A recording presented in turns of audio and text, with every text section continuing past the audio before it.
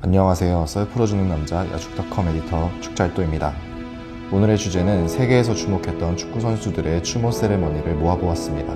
보통 세레머니는 골을 넣은 기쁨을 표현하는 수단이지만 누군가를 잃은 슬픔에 크게 기뻐하지 않고 추모를 하는 세레머니를 하곤 합니다.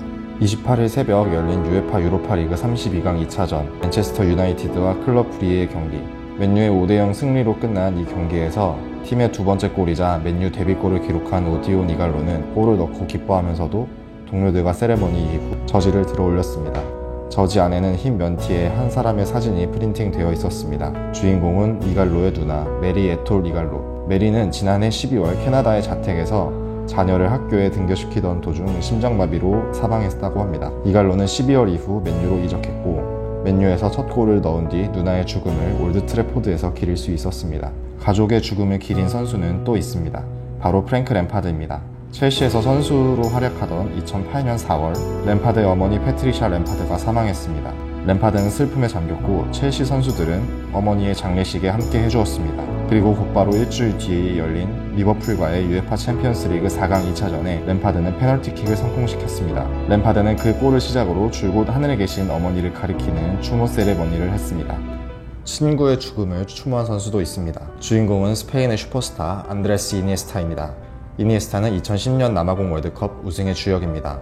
0대0으로 팽팽하던 결승전 연장 후반에 이니에스타의 극적인 결승골이 터지며 스페인은 역사상 처음으로 월드컵을 들어올렸습니다.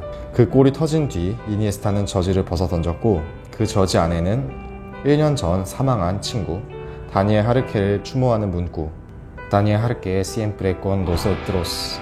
다니엘 하르케는 언제나 우리와 함께 있다 가 적힌 티셔츠가 있었습니다. 종목은 다르지만 존경하는 선수의 죽음을 추모한 선수가 있습니다. 지난 1월 26일 리그왕 릴과 PSG 맞대결에 출전한 네이마르는 후반 51분 페널티킥을 성공시킨 뒤 두 손으로 2와 4를 보여줬습니다. 이는 바로 전날 사망한 NBA 슈퍼스타 코비 브라이언트의 등번호입니다. 네이마르와 코비는 2년 전 PSG 훈련장에 코비가 방문하면서 알게 되었습니다. 둘은 이후 친해졌고 코비가 사망한 뒤 네이마르는 추모 영상을 따로 올리기까지 했습니다. 한편 감독의 죽음을 추모한 선수도 있습니다. 바로 부산 아이파크의 이정엽 선수. 지난 2017년 경남과 부산은 K리그 승격을 놓고 치열하게 경쟁 중이었습니다. 당시 경남의 김종부 감독 그리고 부산의 조진호 감독은 정말 마지막 경기까지 피말리는 싸움을 계속해야 하는 상황이었습니다. 그러던 10월 10일 조진호 감독은 자택 부근에서 산책을 하던 도중 심장마비로 사망했습니다. 국내 축구계는 큰 충격에 빠졌고 부산 선수들 역시 큰 슬픔에 잠겼습니다. 그리고 이어진 수원FC 원정 경기에 이정엽 선수는 페널티킥을 성공시킨 뒤 관중석에 걸린 조진호 감독의 큰 사진 앞에 인사를 하며 추모했습니다.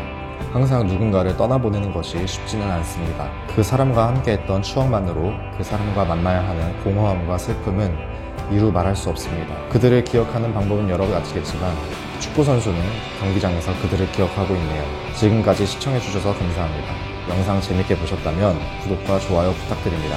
이상 썰 풀어주는 남자 축잘도였습니다.